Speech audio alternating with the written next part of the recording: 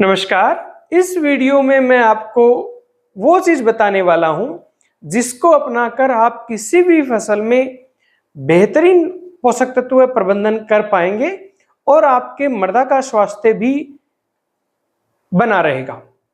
देखिए, किसी भी फसल को ले लीजिए, आज सबसे बड़ी समस्या है वो है कि लगातार जो फर्टिलाइजर यूज एफिशिएंसी है वो कम होती जा रही है। फर्टिलाइजर का रिस्पॉन्स कम आ रहा है।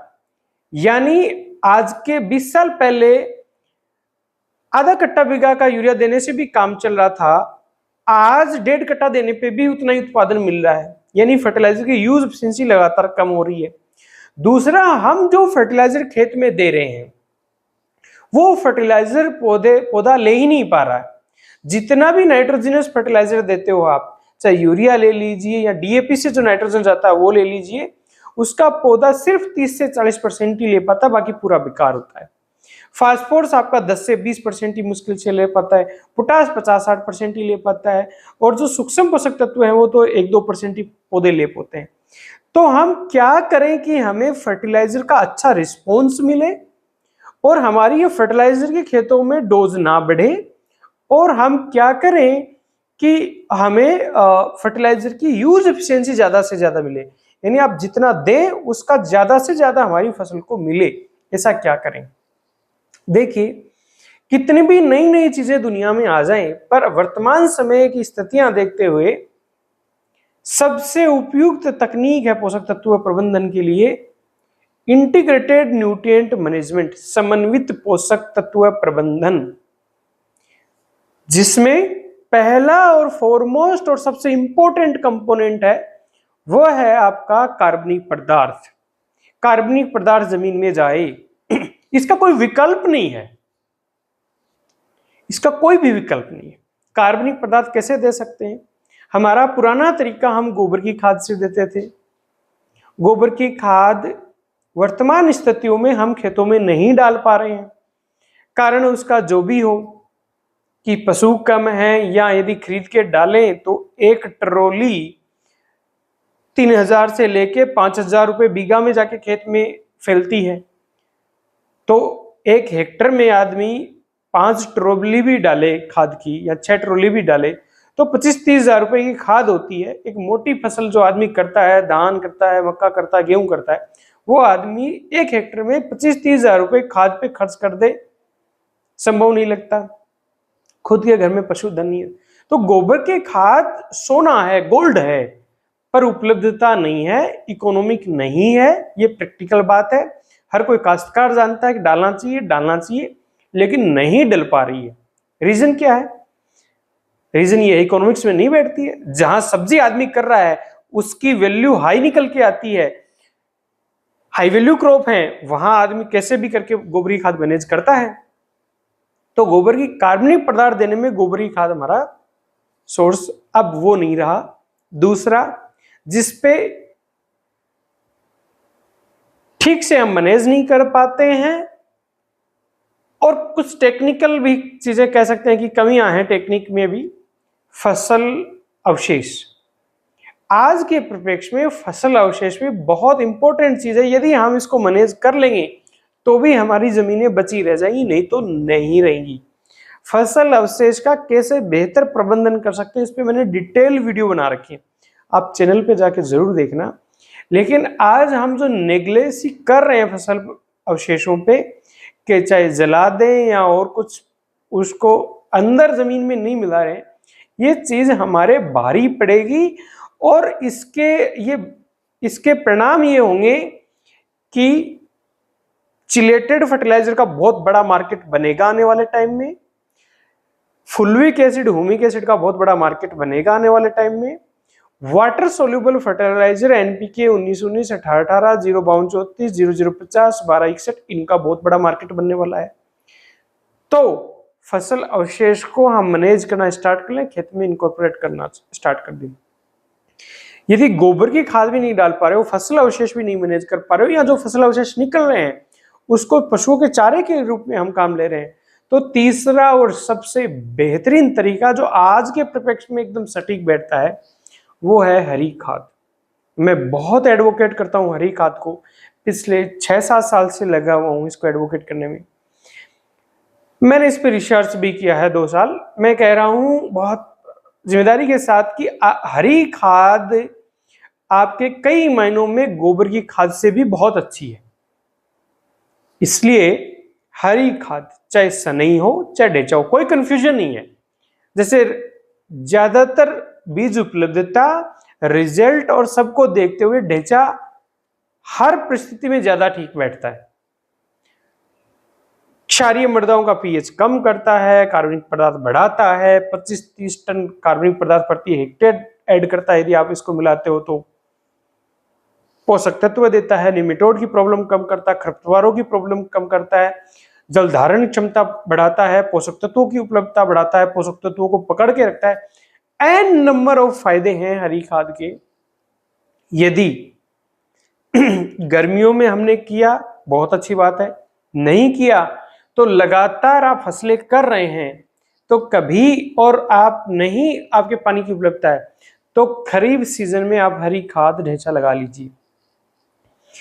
आपको जैसे इस साल लग रहा है बारिशें बहुत अच्छी नहीं हो रही है, रिस्की है, तो रिस्की है तो सोयाबीन जैसी चीज का बीज, महंगा बीज लेके लगाना, इतना खर्चा करना, बजाय कि आप ढेंचा लगा लीजिए।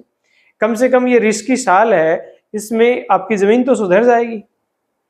और ये आप लिख लीजिए कहीं भी, जमीन में कार्बनिक पदार्थ नहीं डाला गया तो हम लंबे टाइम तक खेती टिकाऊ तरीके से नहीं कर पाएंगे। चाहे ह्यूमिक एसिड आए, चाहे फुल्विक एसिड आए, चाहे चिलेटेड फर्टिलाइजर आ जाए, वाटर सोल्यूबल फर्टिलाइजर आ जाए, डीएपी आ जाए, नैनो डीएपी आ जाए, नैनो यूरिया आ जाए, कुछ भी आ जाए, कार्बनिक पदार्थ का कोई अल्टरनेट है ही नहीं। और उसमें आज के परिप्रेक्ष्य में ढेंचा से बढ़िया जमीनों को वापस ठीक करने के लिए और कोई तरीका नहीं है। ढेंचा लगाए, साथ बीच बीच में उसमें लाभदायक सूक्ष्म जीव ऐड करें, जो जमीनें मर गई हैं वो वापस आ जाएंगी, गारंटी इस बात की। और जिन लोगों ने लगाई है उनसे एक बार पूछ लीजिए, उनके फायदे, उसके रिजल्ट पूछ लीजिए। ये किताबी बातें नहीं रह गई हैं, लोग हजारों हेक्टेयर में लगाते हैं और फायदा मिलता है। और अगली चीज कार्बनिक पदार्थ ऐड करना है। दूसरी जो इंपॉर्टेंट चीज है वो ये है बायो फर्टिलाइजर, जैव उर्वरक। बहुत पुरानी टेक्नोलॉजी है, बहुत सालों से लोग कह रहे हैं, पर जैव उर्वरक हमें अडोप्ट करना पड़ेगा। अब तब अडोप्ट करेंगे जब प्राइवेट कंपनियां सब इन जैव उर्वरकों को खूब महंगे दामों पे बहुत एडवर्टाइजमेंट करके बताएंगे कि राइजोबियम का ये फायदा है, नाइट्रोजन फिक्सेशन करता है, पीएसवी फास्फोरस सोलुबलाइजिंग बैक्टीरिया का ये फायदा ही लीजिए। सरकारी संस्थाओं से या किसी ऐसी संस्था से जिससे आपको सस्ता मिल रहा है, क्वालिटी का मिल रहा है, वहां से बायो फर्टिलाइजर खरीदना स्टार्ट करिए। इनके रिजल्ट मिलते हैं। इतनी बड़ी साइंटिफिक फर्टिलिटी कोई बेवकूफ नहीं है सर, वो रिसर्च कर रही है कि राइजोबियम का फायदा है, पीएसपी का है, पोटाश सोलुबलाइजिंग बैक्टीरिया। फास्फोरस के केस में डीएपी, एसएसपी और टीएसपी के लिए जहां हम परेशान हो रहे हैं, फास्फोरस में सबसे बड़ा इशू क्या है? सबसे बड़ा इशू है कि फास्फोरस की यूज एफिशिएंसी कम है। जो टोटल हम फास्फोरस देते हैं, पौधा उसका 10 से 20% लेता है। जमीन में है फास्फोरस लेकिन प्लांट नहीं ले पा रहा उसको। और क्यों, कब ले पाएगा? जब हम जमीन में उसको ऐसी कंडीशंस, ऑर्गेनिक मैटर ऐड होगा, पीएच थोड़ा न्यूट्रल होगा और फास्फोरस को सोलुबलाइज, घुलनशील बनाने वाले बैक्टीरिया हम ऐड करेंगे तब। आप ये भी कह सकते हो कि हमारी जमीनों में तो वो प्राकृतिक रूप से ही वो सब बैक्टीरिया और फंगस लाभदायक सब है, बिल्कुल होती हैं। लेकिन इतने साल से जो हम फाल्टी एग्रीकल्चर प्रैक्टिसेस कर रहे हैं, आग लगा रहे हैं, बार बार खेतों में पानी भर रहा है, तो वो जीव या तो बहुत उनका काउंट कम हो गया है, या जो है हमारे खेतों में वो उतने इफिशियंट नहीं है जितनी साइंटिस्टों ने लैब में तैयार किए हैं। इसलिए प्लीज हर एक क्रॉप के अंदर, जिसमें जैसे दलहनी में राइजोबियम लिखता है, हर में किसी में फास्फोरस सोलुबलाइजिंग बैक्टीरिया काम करता है, potash solubilising bacteria, zinc solubilising है, फेरस सोलुबलाइजिंग बैक्टीरिया मिलता है, या जो लाभदायक फंगस जैसे कि माइकोराइजा मिलता है, तो उसका आप यूज करना स्टार्ट करें प्लीज। और जब कार्बनिक पदार्थ आपका गोबरी खाद मिल जाए तो ठीक है, नहीं फसल अवशेष और हरी खाद और फिर बायो फर्टिलाइजर वाला काम होता, तो सबसे लास्ट जो ऑप्शन बचता है वो हमारा बचता है, क्या बचता है? उर्वरक, फर्टिलाइजर। हमने फर्टिलाइजर को सबसे लास्ट कैटेगरी में रखा कि जब इनसे न्यूट्रिएंट की पूर्ति नहीं हो रही है, आप ज्यादा उपज लगाने वाली वैरायटी देने वाली वैरायटी ले रहे हैं, तो उस केस में आप थोड़ी बहुत कमी है वो इससे पूर्ति कर दीजिए। हमने क्या किया है, जो सबसे नीचे चीज थी फर्टिलाइजर पोषक तत्व प्रबंधन में, उसको सबसे टॉप पे लेके बिठा दिया और बाकी जो चीजें थी उनको हटा के फेंक दिया। फर्टिलाइजर अकेला फर्टिलाइजर सस्टेनेबल एग्रीकल्चर नहीं कर पाएगा, नहीं टिकाऊ खेती कर पाएगा किसान बहुत लंबे टाइम तक। और जो ये एग्रीकल्चर हो रही है, एक अंग्रेजी का शब्द है, बहुत ध्यान से सुनना, ये जो आज के दिन एग्रीकल्चर हो रही है, ये हो रही है सेंट्रलाइज्ड एग्रीकल्चर, बाजार आधारित एग्रीकल्चर। ये हमें मरवाएगी कभी न कभी। अभी ये युद्ध की वजह से डीएपी नहीं मिल रहा है, आगे किसी और वजह से नहीं मिलेगा, नहीं, पूरी तरह से जो बाजार आधारित चीज हुई है, सेंट्रलाइज हो गई है बाजार में आके एग्रीकल्चर। बड़ा ताज्जुब है, एग्रीकल्चर जो अपने आप का एक स्वतंत्र व्यापार कह दें या कार्य कह दें, वो स्वतंत्र था, तो पूरा बाजार पे आधारित है। बाजार बंद हो जाए तो हमारी एग्रीकल्चर बंद हो जाए, यही स्थिति हो रखी है। इसको डिसेंट्रलाइज करने की जरूरत है कि हम पूरी तरह से मार्केट के ऊपर डिपेंड नहीं रहें। और कब नहीं रहेंगे, जब हमारी जमीनों में कार्बनिक खाद होगा, जब हमारी जमीनों में लाभदायक सूक्ष्म जीव होंगे, और जो कमी पूर्ति है वो हम इन फर्टिलाइजर से, मैं नहीं कह रहा फर्टिलाइजर इस्तेमाल मत करो, फर्टिलाइजर खूब इस्तेमाल करो। आप लगाइए ना मक्का की 100 क्विंटल पर हेक्टर प्रोडक्शन लीजिए और डालिए आप फर्टिलाइजर, टिका के डालिए, लेकिन मीनवाइल आपको लाभदायक सूक्ष्म जीव और आपका ऑर्गेनिक मैटर का आपको ख्याल रखना पड़ेगा। वो दोनों चीजें होंगी तब ये फर्टिलाइजर काम करेंगे, नहीं तो इनकी भी यूज एफिशिएंसी नहीं होगी, उतना ये भी रिजल्ट नहीं दे पाएंगे। इसलिए लास्ट ऑप्शन के रूप में आप फर्टिलाइजर को रखिए।